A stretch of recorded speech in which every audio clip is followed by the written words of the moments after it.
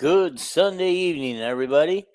Nice to see everybody. Welcome to a Sunday night edition of Talking Iowa Hawkeye Sports. Hopefully, we won't be so abrupt tonight leaving. Please hit that subscribe button. I didn't see what our subscribers were up to this week. I didn't get a chance, but hit that subscribe button. Hit the like button. That's really important. I want you guys to know that. It just takes a second. You don't have to do much effort. And it's free to subscribe, by the way. You don't have to pay any money. We don't charge here. And I would like to ask you guys to share it out. Share it to your friends. Let everybody know what's going on with this show. We're about to go into football season. This show's going to take off and go sky high. We're already averaging about 400 plus views after having 1,000 plus views there for a while. But we're sneaking back up there, and I fully expect once football season kicks off that we're going to be the hottest podcast on the internet. I want to be. All righty. You're so funny. You're so funny, Dean. I know. I mean, you're funny is what you are. So yeah, we gotta run our commercial for Cocaine Coffee, guys. Enjoy the commercial. It's really kind of a nice commercial. Well, maybe we're gonna do it. Maybe we're not. I think I need a new.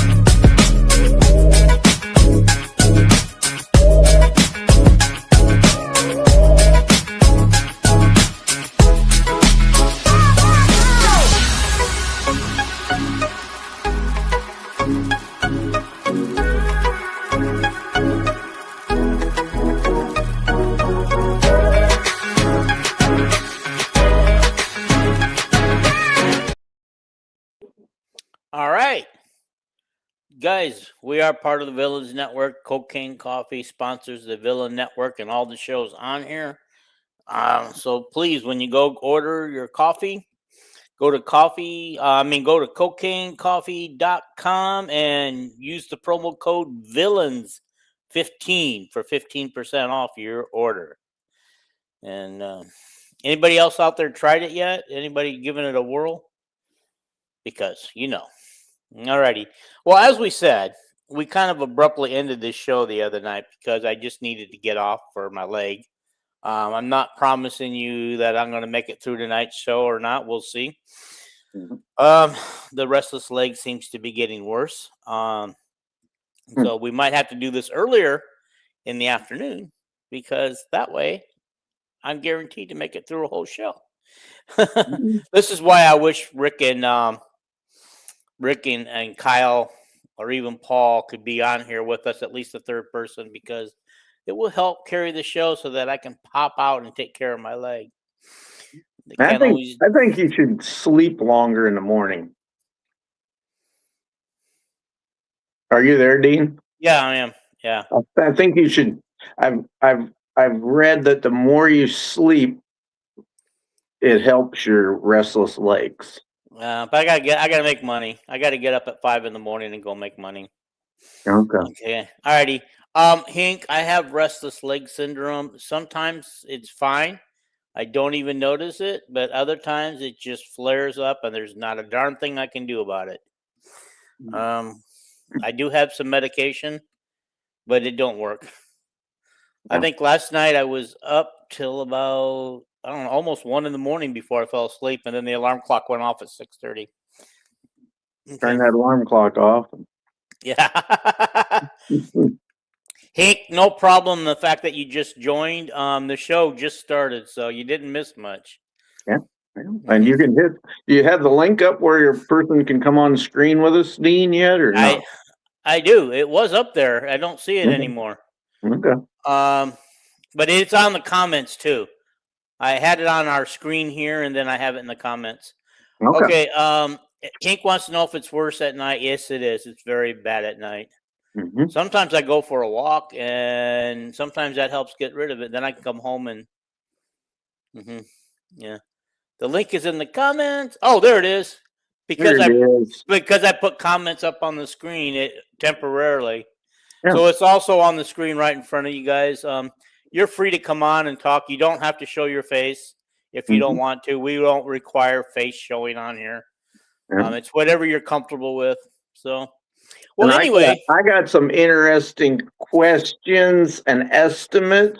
I'd love people to come on and join us and answer those questions. They're not questions that we know the answer.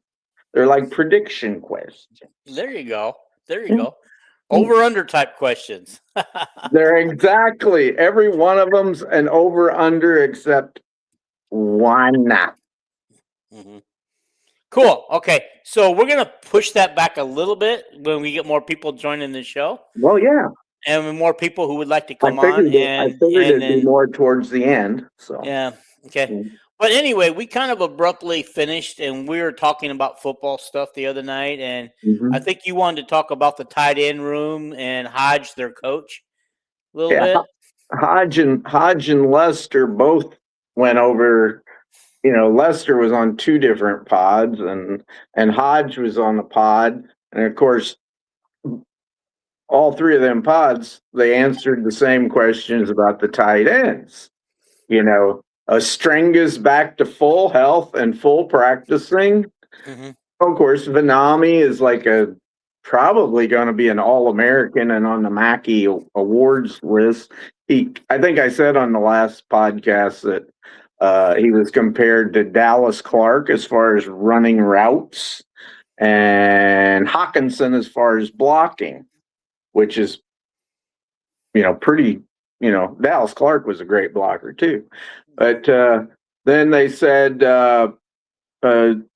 Thomas Myers is a big guy who runs down the field pretty good and has great potential. He didn't what's his downside?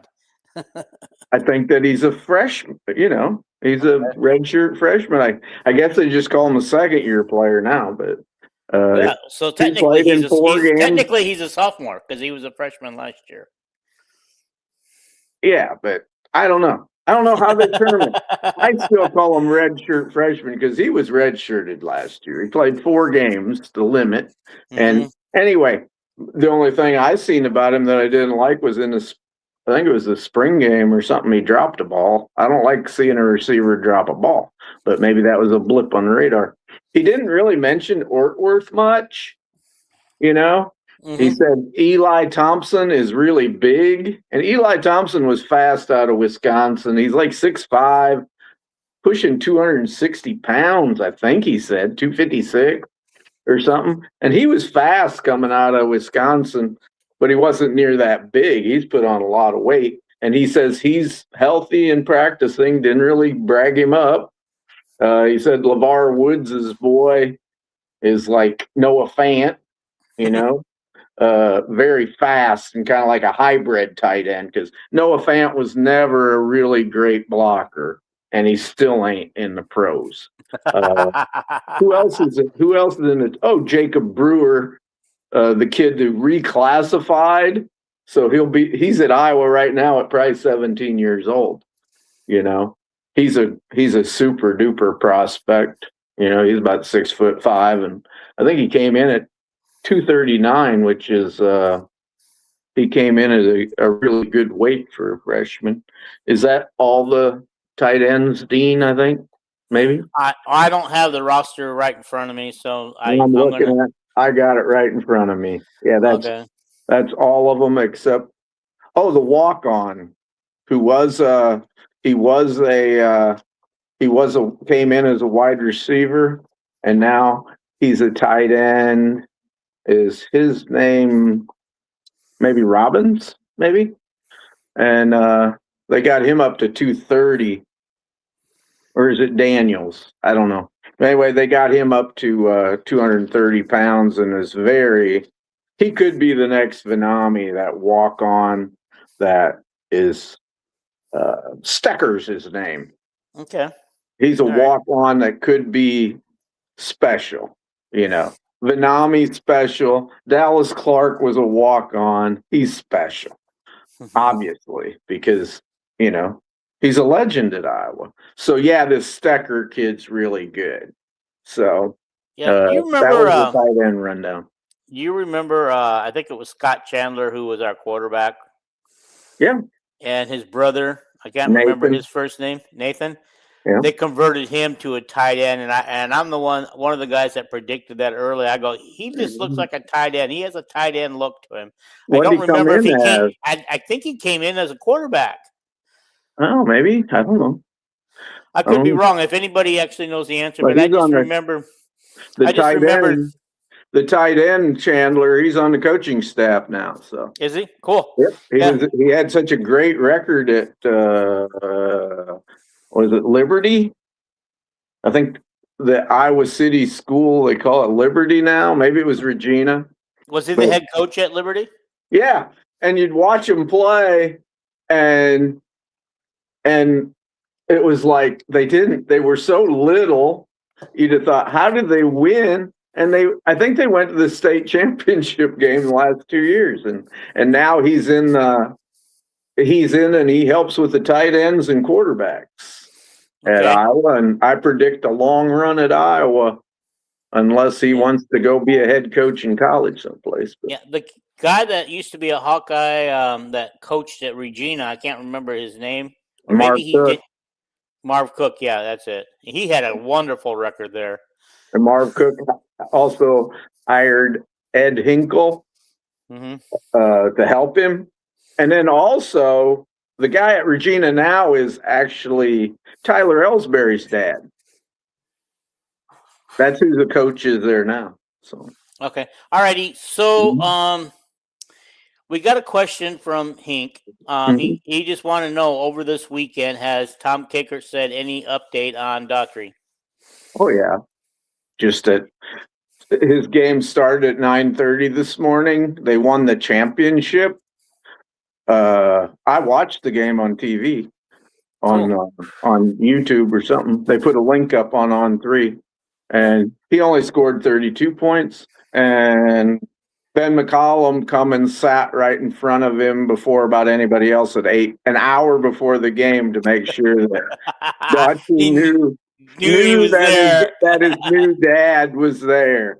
The interesting thing about Daughtry, I found out after the podcast. Everybody knows he's cousins with C.J. Jones and Brad Banks. Correct. What I found out afterward, and he's that Bolden guy that was a wide receiver in the NFL is also his cousin. And then I didn't know two more guys that played for Ferentz, Fred Barr, the great linebacker, and Antoine Allen. Yes, I know them both. I remember them both well. Well, yeah, is it on Antoine Allen or Antoine Johnson? I don't know. I think it's Allen. I think Kirk had two Antoines that played cornerback at Iowa. But anyway, them two guys are also his cousin. Wow. I know one thing. I'd have all four of them ex-Hawkeyes as honorary captains for the Iowa State game. Is that the game he's coming to visit? Yeah. Yes, it is. And of course, Matt Bowen's boy Grant is. Okay. So he's the top. He's going to be a 5-star next year. If all these guys are his cousins, they need to put on a full court press for us. But the question is, with all these cousins, the family's huge, and Daughtry was born after any of these guys played at Iowa. These guys are old enough. His cousins are old enough to be his dad. Does he know any of them? It's like, how families can be. It's like, but that was really interesting. Do you think Iowa has a good shot at him? Real quick, we're way ahead. We're favorites. Second favorite's been Miami. Okay. And then Michigan was the favorite with Iowa, but their coach left. So Okay. Alrighty. So Bob Hoffman wants to know, what do you know? Do you know anything about Harper Winter recently offered by Iowa? I know we talked about her a little bit on yeah, last podcast. we put her picture up on the last podcast. 5'9", 5'9". She was a freshman last year from Overland Park, Kansas, and hell, she averaged like 20 points and 8 assists and 7 rebounds. And she visited Iowa last year, and I know we put her picture up when she visited. It was the same game that Nation Williams and Jurok and All those 7 or Sorber. 8 girls were there. Oh, there was a pile of them. Chloe Nicholson and So far, we only got one out of that group. We only got one. and well, and then today I put up on websites on Facebook was Sienna Williams, who is she's like very secretive. She doesn't tell anybody who offers her anything. She's from Colorado, 6'4" forward. She's rated about number 60 in the country, and she is a 2027. Harper Winter is a 2029. Yeah, I mean, we're recruiting these girls more and more early. Yeah, and then, but what I wanted to finish was Sienna Williams from Colorado. She put out her top 6 today, and lo and behold, Iowa, Colorado, Utah, North Carolina, Michigan, Nebraska. North Carolina was, Nebraska. I'd say Nebraska is the one that's closest to her. I don't know if Minnesota was on there or not. But Minnesota is not on this list. Girls. Oh, you got it up? Yeah. Why was I trying to remember when you got it on the screen? Anyway, Colorado's a home school. Michigan's a pretty hot school. Utah's always been a good women's basketball school, and North Carolina's is a destination place. It's been a really good women's basketball program since Marion Jones played for them in like the 1990 or whatever. And it's a beautiful campus and beautiful area to live. So I don't know what she's thinking, but we're in her top 6. So yeah, that's cool. we got Destiny Manyow, Nation Williams, and her, and the girl from Minnesota. They're all 4 of them are big girls, and we need some big girls. What's the girl that what is the girl that we just left Stanford or decommitted from Stanford? And Jelena Guy, she's a she's going to be a junior in high school. She's a 2028. She is outstanding. Alrighty, reading more comments because they're starting to pile up on me here. Good. Daughtry is not making his Iowa visit to the Iowa State game. It would be nice if he would commit before then. And Hank would like to know, what about R.J. Evans? Well, R.J. Evans is arguably the number 1 player in this. By the way, Daughtry, if he came to Iowa, would be the highest rated Iowa basketball recruit since the number 1 player in the country named Connie Hawkins. But and Evans might be the number 1 player in his and he's visiting Iowa. Is it the Iowa State game too? He's going to visit it during an Iowa game. But Evans is wide open. Yeah, he's just outstanding. He's nothing like his dad. His dad was an interior player. This kid's more of an athlete out on the wing. I'm not going to say he's like Michael Jordan. That'd be stupid. But he's just he's got his dad's tenacity. When he goes to the rim with the ball, he's bringing the rim down with it. So that's good. Good to One hear. other point of news that way I won't skip it is Noah Wood, the number 1 freshman in South Dakota. he was offered by Tyler Sash today. And he is, I don't know how big he is. He looks like he's 6'4" or 5 or something, probably a guard or something. But he's either a 2029, which we think he is, or 2030, depending on where they call him a freshman, so we don't know exactly. He just rated the #1 freshman in South Dakota, and I don't know if that meant incoming freshman or last year freshman. Yeah, I don't know. Maybe they rate 8th graders nowadays. I have no clue. But okay. Bob Hoffman says, I remember Connie Hawkins, quite the player. Did he actually play games for Iowa? Just freshman team. Okay.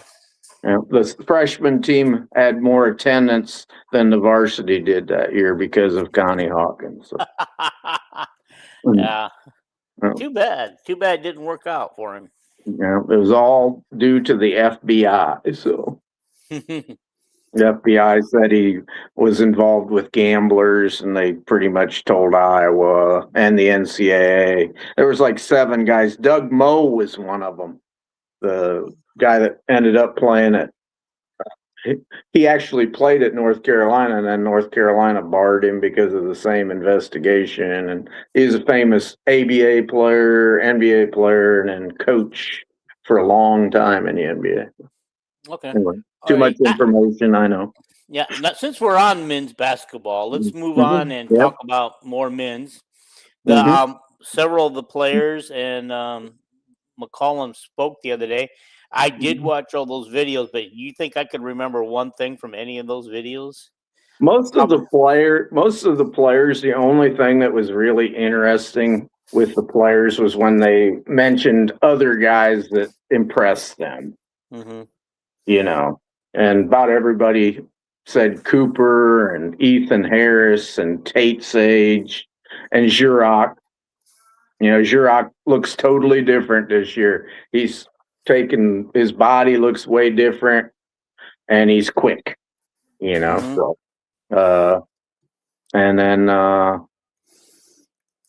they said Peyton McCullum's playing real good, you know. So we just got a lot of good players, you know. Yeah, I'd be interested to see. The 2 players that struggled the most have been the 2 transfers because they're trying to learn the Iowa offense. You know, everything's new to them, so they don't run everything as quickly and without thinking like the players that were here last year and stuff. Okay.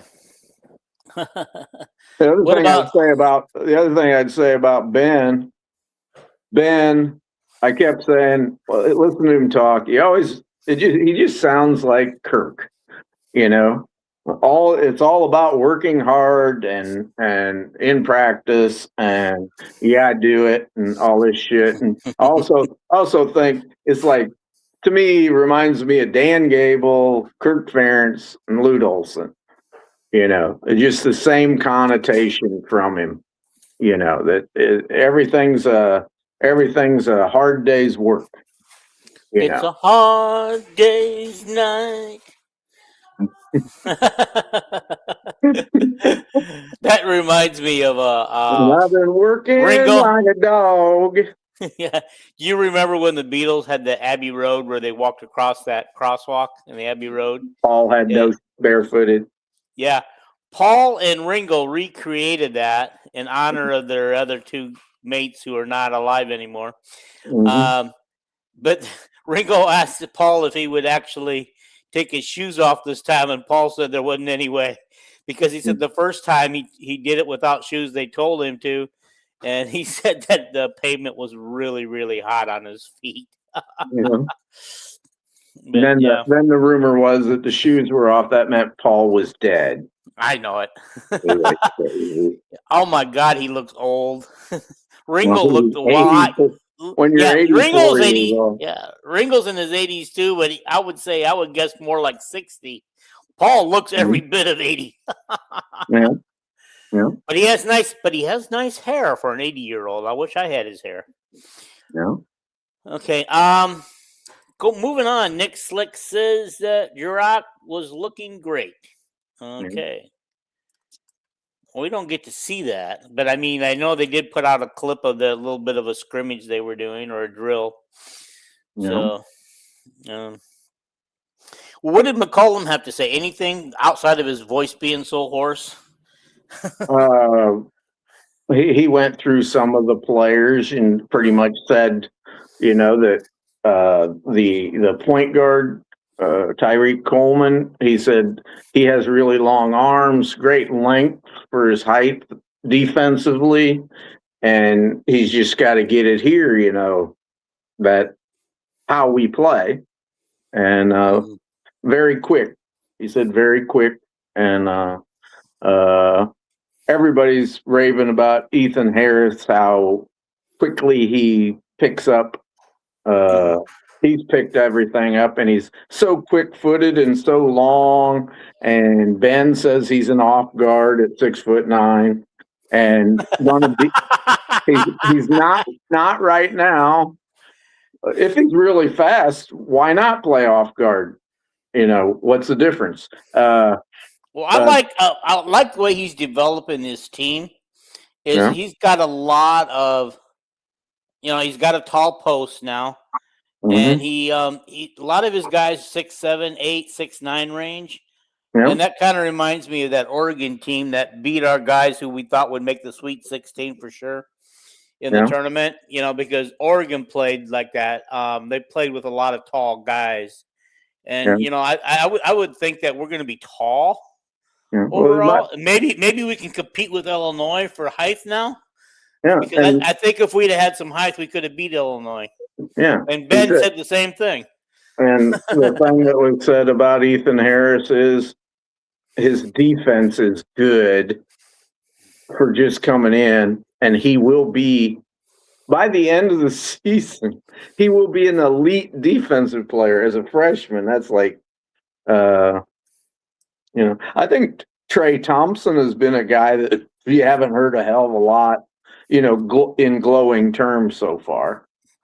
No, last year they glowed about him in the media days when they were interviewing. I can't remember who went, Bennett, and I don't remember who else went on that media day thing. But they asked him who was looking the most impressive, and they said, watch out for Trey Thompson. He was lighting it up all summer. And, when you think about that, they didn't know at the time that he wasn't going to be able to play. Yeah. And at that time, at first, Ben said he lacked the defense. When he learned how to play defense, he would play. Yeah. But then he was sick, too, so with mono. But everybody says he can really shoot the ball. Jaden Coons, the other guy, they say he's the best. Him and Tate Sage are the best athletes on the team as far as quickness and leaping ability. So, and I guess Coons pretty good for defense too. You got another question there? Yeah, Bob Huffman said, anybody see the picture of McGeever?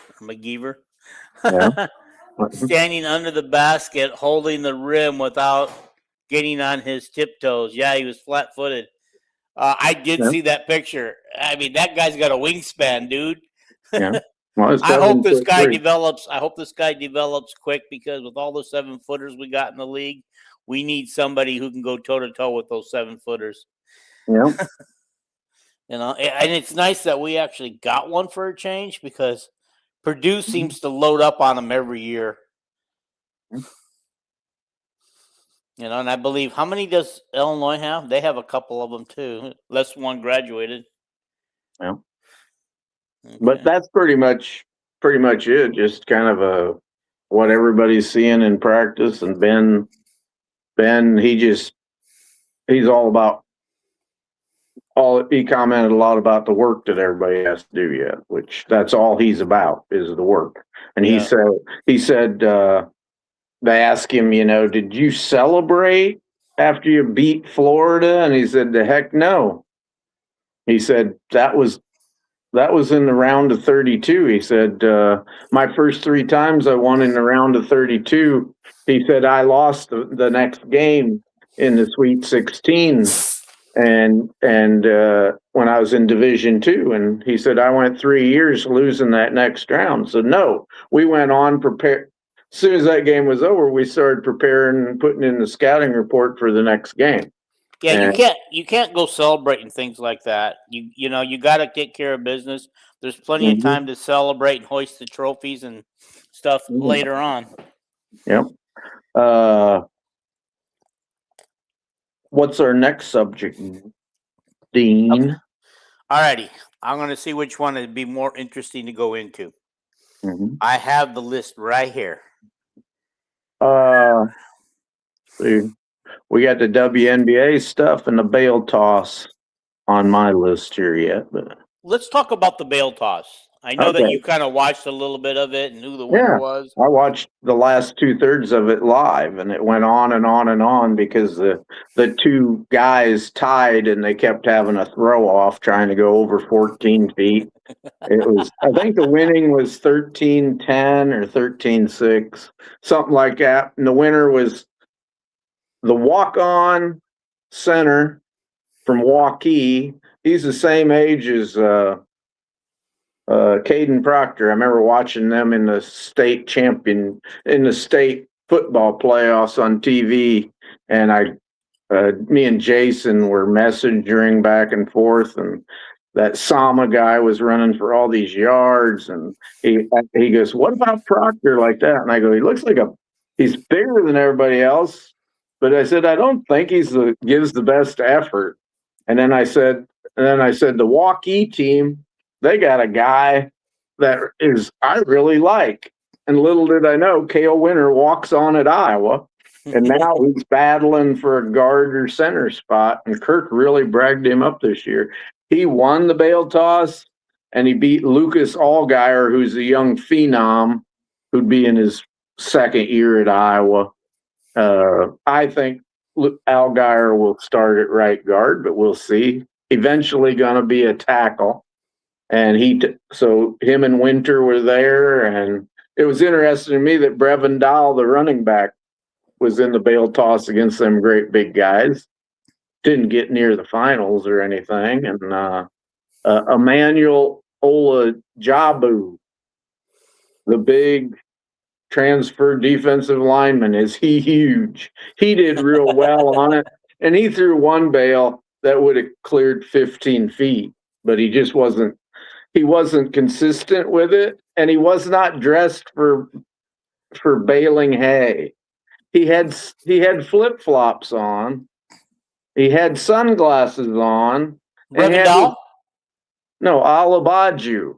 Okay. The big guy I was talking about. And he had a towel that he kept balanced on his shoulder so he could wipe the sweat off his face. It was like, get rid of all that stuff and wear shoes, and you'd have won the competition. But he is huge. He's like YA Black. Maybe he didn't have any intentions, and he went and he got talked into it. I seen Lauk there as a cheer with them, cheering him on. But I bet Lauk probably he's probably hurt his shoulder over his time at Iowa, and they probably didn't want him to throw hay bales. So he was there. There's a bunch of other guys. I'm trying to think, Nick Slick said he saw Brevin Dahl made it over 12.5. So he said pretty impressive. Yeah, for a running back. By the way, speaking of Brevin Dahl, do we get to see more of him this year? Probably returning kickoffs, probably. Well, I don't think he'll play much as a running back. But I think, isn't Lauk scheduled to be one of our returners? Lauk is our left tackle. Lutmer. I know. Oh, Lutmer is what I meant. Lutmer's going to return punts. Yeah. For kickoffs, a lot of times straight line speed, like Brevin Dahl has. 100-meter dash champion in Iowa. Those guys. And then you have the guys like Wetchen who can do it both. But anyway. Wet Jet is no longer a member of our team. Yeah. Sorry. I understand that. I can't wait to see what he does in preseason games this year. Because, I mean, that's probably the only chance we'll get to watch. The other guy that finished third was also a walk-on. And he's Luke Gaffney, the walk-on senior defensive tackle, and he sure looks good in in a sleeveless shirt. I mean, he's got guns. He weighs 288 pounds. So, going back to a question here. mhm. I forgot. Who did you say won a couple years in a row? Well, the first winner I remember is Logan Jones, Mm-hmm. and then Dunker beat him. Mm-hmm. And then Dunker had shoulder surgery and couldn't come back, but Logan Jones kept coming back, but Cade Pieper beat him both years. Okay. Cade Pieper had won it twice, the last 2 times. So was Pieper not in it this year? I don't think so. Okay. Yeah. Again, when you play offensive lineman at Iowa for several years, your shoulders go to hell, and a lot. I mean, it's literally after the bowl game. Literally, I'd say 5 to 10 linemen get their shoulders operated, cleaned up. That's the way football is. It's a terrible sport on your body. So anyway. Okay. But that's the bail toss pretty much. Can't remember too much other guys. There was another big guy that was in there, but he didn't use his legs. I think he was an offensive lineman. It wasn't the Leonard guy that's 6'9", but somebody else. But anyway, go ahead. All right. Okay. So, anything else on football we want to mention? Other than media days, really. I think is next week. Big Ten media days. I don't know if they have a media day next week or not, but August 14th and 15th are media day and kids day. Yeah, but that's kind of weird because they usually do media day like right the day of Iowa media day is usually the day that practice opens. I just want to keep it moving because I'm worried about your legs. Okay, but before we move on, we kind of want to bring up the WNBA. You want to talk a little bit about the All-Star game? Should we talk about the hot night that Caitlin had a couple nights ago? Pretty historic, and there's been a lot of players that have scored 40 points or 50 even. But nobody scored even 40 points in 29 minutes. She played 29 minutes, had 45 points, 10 assists. No players ever had 45 points and 10 assists. I think she went to the free throw line 19 times. Is that crazy in number or what? I think she made 18 out of 19. Yeah. No, that was crazy, and my wife was watching that, and she said that looks like the Caitlin of Iowa Hawkeye days. Then last night's game, they wouldn't call a foul when she got hit, so she didn't go that much. So. Yeah, I mean the refs. I don't know. They were kind of like hit and miss with her last night. I mean, they gave her some breaks, some others they didn't, but I think one of the most egregious ones was when she went. She started to move in to shoot a jumper, and then she backed up. And as soon as she backed up, the girl jumped into her. And yet they called a foul on Caitlin for whatever reason. And Caitlin didn't even make a move toward her. Caitlin was just moving backwards and got jumped on. And then the girl. And speaking of which, I think all sports should penalize floppers. I think in basketball, you should be an automatic key for flopping. There are some girls that barely get touched and they throw themselves on the ground. I mean, this is just ridiculous. It's getting out of hand. Yeah, I wish Caitlin got the whistle like Brianna Wilson does, because Brianna Wilson hit Caitlin in the face on a block, and she hit Kelsey Mitchell on top of the head with an elbow on a block, and then Kelsey got hit in the head again on a shot, and they didn't even review them, and Aaliyah Boston's boxing somebody out, and they spend 5 minutes looking at it as an egregious foul. They didn't call it as an egregious foul, but good God, Caitlin's like holding her face, and Kelsey's rubbing the top of her head, You know, I'll tell you, those women are more vicious than the men are in basketball. I will tell you that. But it's ridiculous. And then Brianna goes in there for a shot, and if somebody's even breathing on her, it's a 3-point play. You know. But anyway, you got the viewership thing up there. Yep, I do. I thought you might want to talk about that. Since I can't read it, but it just those three things there, it just shows that Caitlin's games that Caitlin's on. It doesn't matter if they're on what network they're on or what, the viewership, you know, is way higher than the other TV ratings for other teams and stuff. So I think it's I can read this for people if they want to. There wasn't hardly ever an WNBA game for 20 some years that ever had 1 million viewers, and now almost every one of Caitlin's is over 1 million, and the only ones that ain't is if they're on Peacock or something, where you got to pay a streaming fee, you know, and then she only gets 800,000, which is a record, you know. Well, I'm kind of mad. The game was on Ion the other night, and Ion on my CV box was playing regular TV shows, and then, but when I went over to YouTube was playing it on Ion, so I don't know what was going on. But I did find the game, but I got into it late because I was looking at a different location, so to watch it live. But yeah, it was fun. Those two games were very fun last night, and it was just kind of nice to watch the Fever pull away and make an easy win out of it last night after being down 13 points. They kind of came back and then, by the way, after Caitlin's 45-point game, that was the first game for the Indiana Fever last night. Was the first game that they sold out. You know, the Caitlin effect. So. The Caitlin effect, as always. So we're gonna. Alrighty. Did you want to talk about the All-Star game a little bit on that? Because I think you put that on your list. Yeah, because the rosters came out.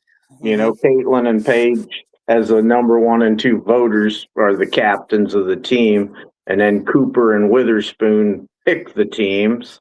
And Caitlin, I think, really got a good roster with the best player in the world, Asia Wilson. I mean, Asia's great. She got the Shepherd off Asia's team, that great forward who assists, rebounds, scoring. And she got Aaliyah Boston, right? And she got Olivia Miles, who is just spectacular. Plus a bunch of other players like Eurofin and stuff like that. That was my only comment on the All-Star game.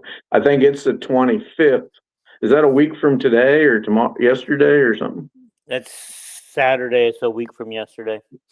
Maybe it's the 25th. I don't know. Yeah. All righty. I'm going to play that commercial one more time, and then we're going to come back and have fun with your questions. Okay.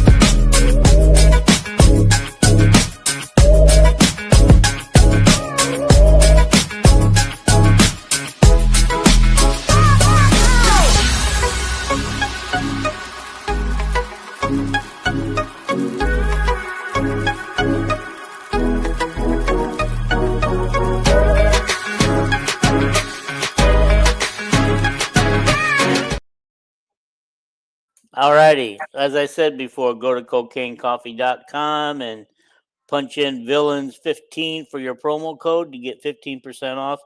Okay, we got a couple of comments come in before we move to your questions. So I shall read them. Okay. Bob Hoffman says WNBA officiating has to be addressed in the offseason. Maybe look at full-time refs. Nick Slick says it was nice to see the whole Fever team smiling and having fun together last night, even if the refs sucked. Yeah, they always suck. Mm-hmm. You know, I think the biggest thing is Caitlin's got to quit running her mouth, because she almost got kicked out of last night's game because she was on the verge of getting a second technical. But thankfully, even as bad as the refs are, they held back from kicking her out of the game. I got one quick question, Dean, if anybody knows. You know that Timpson, isn't her name Timpson, the backup power forward? Mm-hmm. Why do they call her KK? I have no idea. Coach White says KK did this and KK did that, and I'm thinking, who the hell's KK? You know, and then they'd show her Timpson over there. And it's like, I don't know if when she was a little kid, when her parents they told her to do something, I don't know if she said KK instead of okay or what. But yeah, that could I don't be. know if that's a nickname that stuck or what. But anyway. Alrighty, so question. Let's go move on to your questions. I'm anxious to see what you came up with. Yeah, I was hoping people would join in trying to answer them. Maybe they will. But anyway, I'll ask them to Dean, and then I'll give you my view or whatever. There's only one question. The other ones are over-unders. Okay, hang out for a second. Yeah. People, you can, I put the link. It's right in front of us there, or you can click the link on in the comments. You have to go to the top of the comments but you can join the show, and I promise you, we're not going to make you put your face on here if you don't want to. Yeah, Jason would be real good at answering these questions, I bet.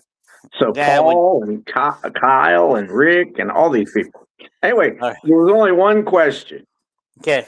And this one I don't know how to answer it.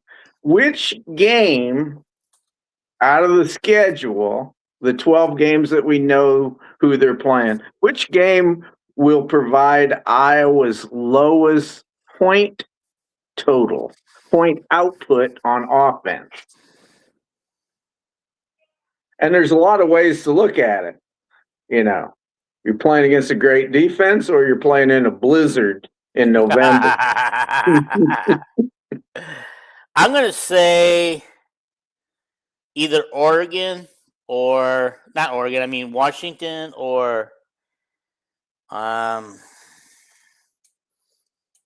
possibly Ohio State. Okay. What do you got? Well, my first thought was Michigan, because they do have a good defense coming back. Mm-hmm. But then I just thought, no, I ain't picking that. Then I want to pick a game at the end of the season. I know we play Illinois and Nebraska, but do we ever, with this warm climate we ever have, you know, and then we scored like 40 points against Nebraska last year. Mm-hmm. And Illinois, I don't think, has a very much defense coming back. So, but I'm going to go with Michigan. Okay. Yeah. Matt Rule, he referenced the blowout. He was talking about he had to fly to the coast, one of the coasts at East or West, I can't remember what, and then had to come back for a short week and play against the team on Friday morning who blew them out last year. He didn't mention Iowa by name, but Friday morning. Friday morning, who blew them out? Well, we know who blew them out. I've never heard a coach physically say that publicly. We got blown out. And nobody had a comment as far as their game they're picking? Nope, nobody. You guys can answer these questions or go with the over-unders that he's going to talk about. Feel free to add. This is your show, too. We want you to be a part of it. And I only got like 4 or 5 over-unders. Okay. One, the first one I came up with was, how many playoff games is Iowa going to play this year? And the over-under is 1/2 a game. So if you think we're not going to make the playoffs, you'll say under. If you think we are going to make the playoffs, obviously you're going to say over. So I I hate to say this. I'm going with the under. I know you are, because you said we're going to win 8 games this year. I said 9. 9? Okay. Yeah. I have us beating Michigan and losing to Illinois and losing to the other 2 that everybody probably has us losing to. Okay. Didn't you think that we were going to Northwestern was a real dangerous game at Northwestern or something? I did. I think it's a very dangerous game. It's a game that could bite us in the butt, but I don't think it will. Okay, me either. I went with the over. We're going to play one playoff game. Well, at least one. So. Well, I love your optimism, but you do have a winning. You do have a winning 10 games, I think, though. Yeah, I said 10-3, so I guess the secret's out. I got them going 10-2 at least. I don't think 9-3 is not going to get you into a 12-team playoff. I was hoping they'd expand the playoff before the season started, but yeah, because I want Kirk to get in a playoff, and because Kirk. Are you thinking he's going to retire after this year? Is that why you want him to get in the playoff this year? You're skipping to another over/under question, Dean. Okay. I'll do that one next. Get it out. No guesses, no answers or anything. Okay. Anyway, my other one is. Okay, wait a minute. Nick Slick might have a funky way of answering this question. Yeah. Just with the schedule, it has to be the under unless Helinski is the next Drew Tate. There you go. He did answer the question. I don't know if the schedule has to be the under. I mean, there's only 3 games we won't be favored in. Yeah. Well, it depends on what Illinois looks like too late in the season, because we played them we played them game 11. They're gonna look like roadkill, I think, because they really don't have that much coming back, and I don't understand, By the way, I read today that during the Evicheski years, that is when we were barred from the Big Ten, barred Iowa and Illinois from playing for 15 years. I did not know that they couldn't play each other for an Illinois football player broke the jaw of an Iowa fan. And they said that was the biggest rivalry going, was Iowa and Illinois. So I wonder when they resume their series. It said for 15 years, so I'd say 68 or in there sometime. Evicheski was, wasn't he 52 to 58 or something? To 60? Yeah. Something like that. I'm going to ask my next over-under in case your legs go sour. Okay. And this is about how many years does Kirk have going to coach counting this year? The over-under is 22. No.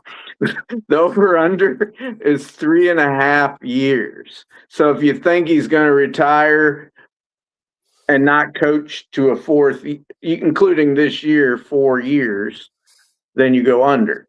If you think he's going to make it to 4, it'd be over. Okay, so that would take us up to his current contract, right? That he would actually work through his contract. I have no clue. His contract ends after the 29-30 season. Okay.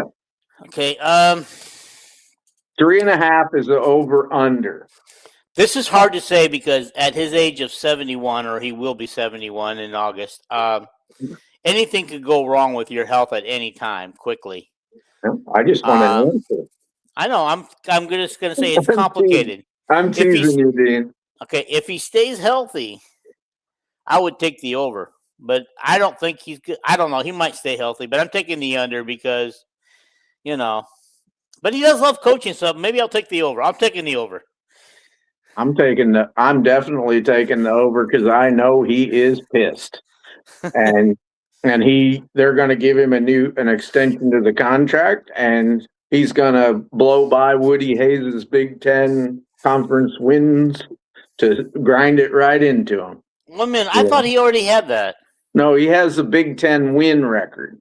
Not if it's just Big Ten conference wins, I think he needs like 12 or 13 to catch Woody. Just conference games, Dean. Okay.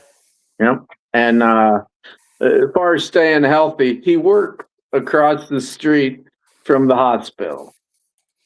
I bet they give him a complete physical cancer search, arteries, everything every year, Dean.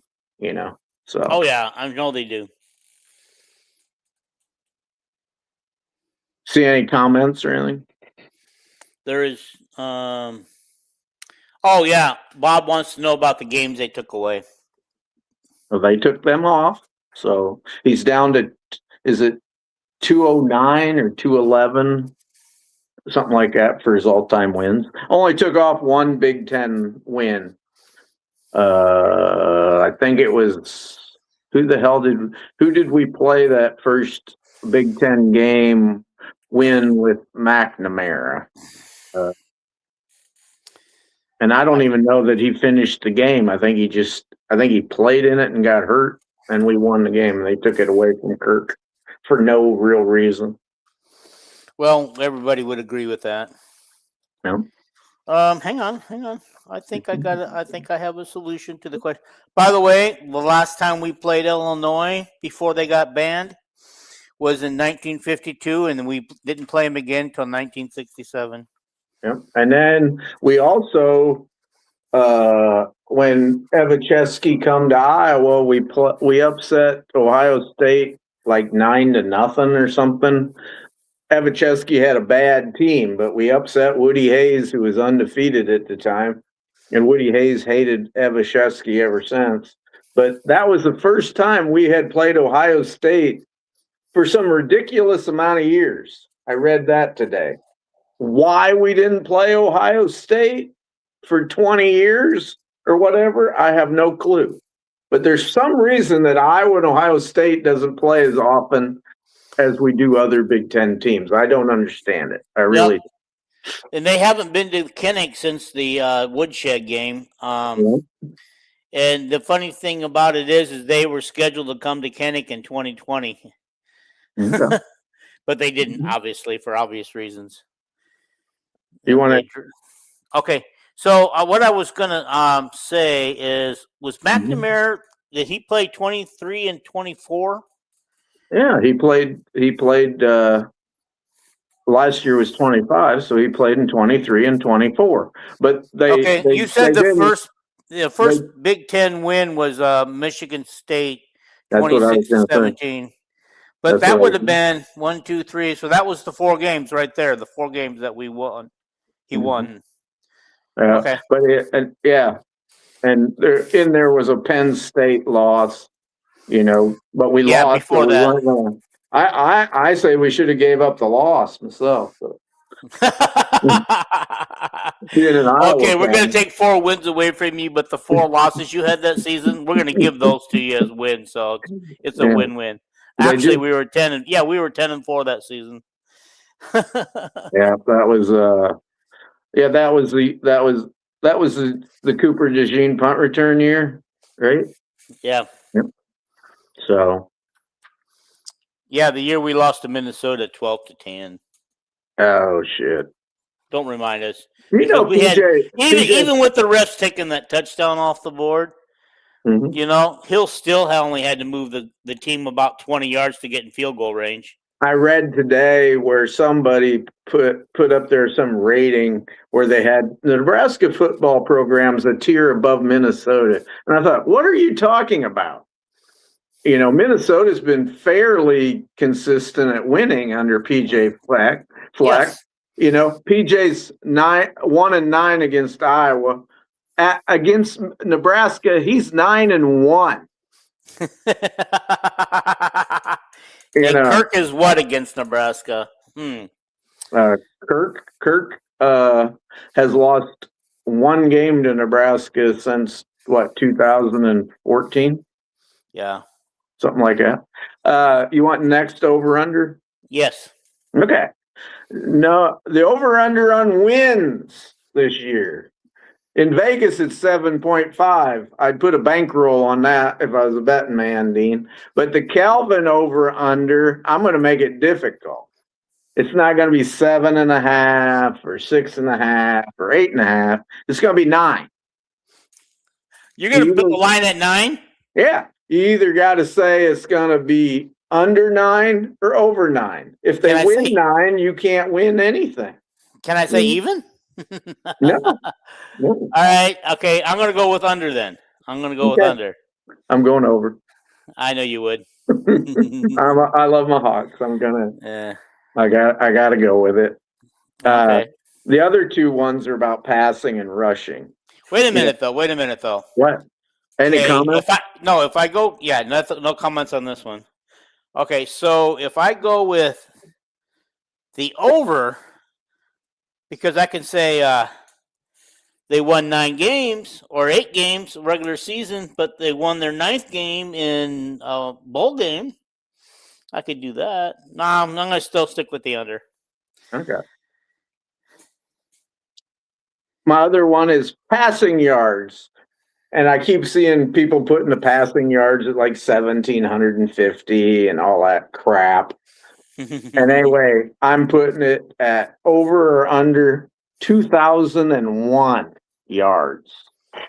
Under. Mm-hmm. I'm going over. Are you seriously? Well, I just keep thinking I'm a math guy, and I think we got finally have better receivers, great tight ends, and I agree with that part. But we don't know what we have at quarterback yet. Our 2 quarterbacks will be way better at passing than Gronk was in the first 4 or 5 games. Because Gronk was either injured, nervous, trying to get used to it, or whatever. And I think, and then my math guy in me, if you average 200 yards a game, that's 2,400. That's way over 2,000. Okay.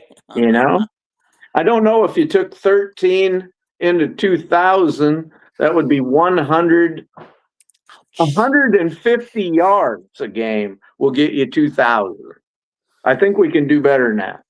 What did we have last year? Like 1,400. Okay. I mean, it was ridiculous. It was like 110 yards or 12 yards a game.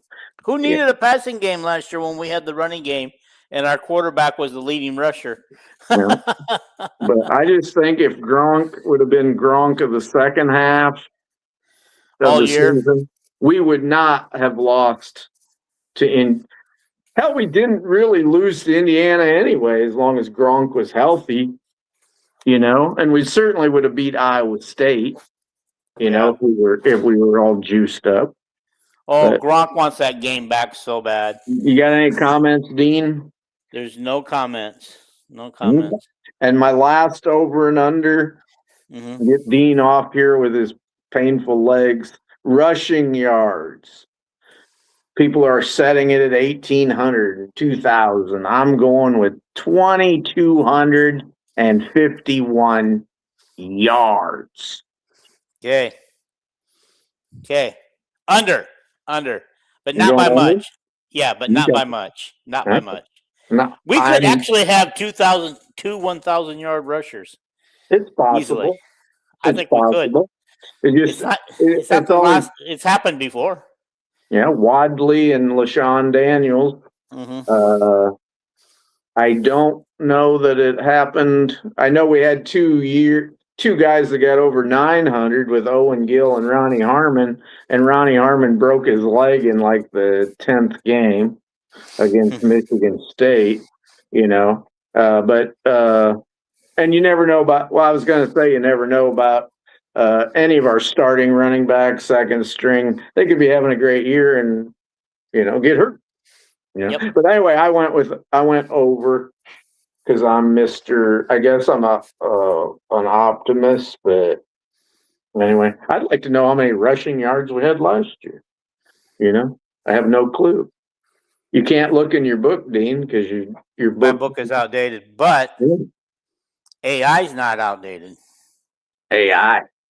Yeah. Artificial insemination. How many rushing yards did the University of Iowa Hawkeyes have in the 25-26 season? 2,300 total. There you go.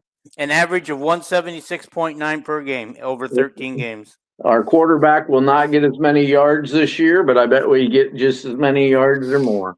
Okay, I made a mistake when I said Gronk was our leading rusher last year. He was our second leading rusher. Moulton had like 880 or something. 878. Gronk had 545. Our next one was Jazzy and Patterson with 296 yards. Where did he go? He left school.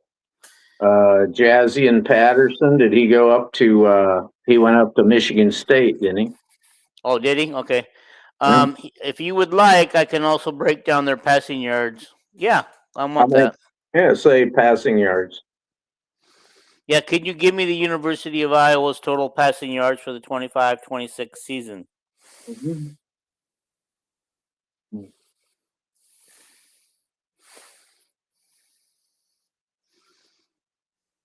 1861, 143 average per game. Yep. You know, it seemed like Gronowski wasn't hardly getting 100 yards passing, so I think it's amazing that we averaged 143. Yep. Must be all those yards he picked up in the Vanderbilt game. Mm-hmm. Okay. Plus Vanderzee had a touchdown pass, and Hank had a touchdown pass, and did Hecklinski have one? I don't think so. I thought Hecklinski did have one. I thought he rushed for one. He ran it in. Yeah. Oh, okay, I don't remember a passing. No, he only got one touchdown. He only got one touchdown. That he rushed for it. Lester was mad at him on that pod. He said he run it in, and he said all he had to do is underhand toss it to, I think it was Ortworth it was Michael Burt. Oh, okay. And he goes, why come you didn't give Burt a touchdown? And he goes, well, it was simple to run it in, which to me, Hecklinski made the right decision, but Lester said he didn't. You know, it's that just means if he said it's simple to run it in. If you run it in, the chances of a drop are zero. Yeah. Well, the fact that he said that, also maybe he didn't have faith in his passing game. I think Hecklinski has faith in everything that he does, but I think he's pretty confident myself. Okay. Your leg's going crazy, Dean. Yes, it is. So I think this is a good place to go. I think we accomplished everything we wanted to. Yep. I'm not sure what we'll have on Wednesday night for content, but we'll come up with something fun, guys. Gosh, we'll have the greatest show ever. I know it. We want everybody to think that we have the greatest podcast ever. And just wait, we might have Kirk Ferentz on. Or Caitlin Clark. We could get Caitlin, maybe. Yeah, if I get Caitlin, the viewership on this thing is going to go sky high. Every little girl in America is going to tune in. If Caitlin Clark was on here and you put it on YouTube, you literally would get 1.1 million. That would be fantastic. That might get me paid. Well, I'd almost like guarantee it, right? Yeah. For people who haven't heard, I don't want to say too much, but we are working behind the scenes with the right people to try to get Kirk Ferentz on this show. Kelvin might have been joking, but it's actually who we're actually trying to get. But I think the closer it gets to the season, the less chances that happening. It would be zero. It's zero if you don't get him before the late July. Yeah, that's what I'm saying. Before the Big Ten media days, if we don't get him before that, we probably aren't going to get him. Yeah. I was kind of hoping to get him since he was on vacation, but maybe he doesn't want to talk to any Hawkeyes right now. Well, he's probably playing with his grandkids. So how much time does he have with his grandkids when you work 11 months out of the year? True. They used to get the whole month of July off. That hasn't happened in a while. Yeah. Okay. I think this is a good place to end it. But wouldn't that be great to get Caitlin and then Kirk Ferentz? We might even get another 1 million views for Kirk. Yeah. I'm trying to think of who else we could get. Well, guys, who do you think we should get? There's a million people. There's a million people you could get. You know, it's like we named half of Daughtry's cousins. You know. Let's get Fred Barr. Let's get Brad Banks. It's like Brad. Yeah, let's talk to Brad. His little boy goes to practice and everything. So anyway, Okay, guys. Thank you for watching. Again, we'll be back Wednesday night, same time, same channel, same Batman channel, whatever you want to call it. Bat time, Bat channel. Peace out, according to. Are you ever going to wear a different shirt than that slider shirt that you're wearing, or whatever it's called? Slider shirt. It's a Cubs shirt because the Cubs are playing now. But okay. I wore so many different shirts. It's ridiculous, Dean. Are you ever going to wear the Swarm shirt again since the Swarm is defunct? Oh, yeah. Okay. All right, guys. We really are going to get out of here. Appreciate you guys watching. Appreciate the comments we got tonight. I tried to get everybody's comments up or read. So come back Wednesday, same time, and we'll see you then. Peace out. Go Hawkeyes. And we're only about 2 months away, or month and a couple of weeks from your our leg is kickoff. gotta get a lot better before football practice and football games start, Dave. Yes, you and I know it. I got to work on it. We might have to go an hour earlier. If we go an hour earlier, we might be okay. I don't care when we go. Peace out, everybody. Yeah.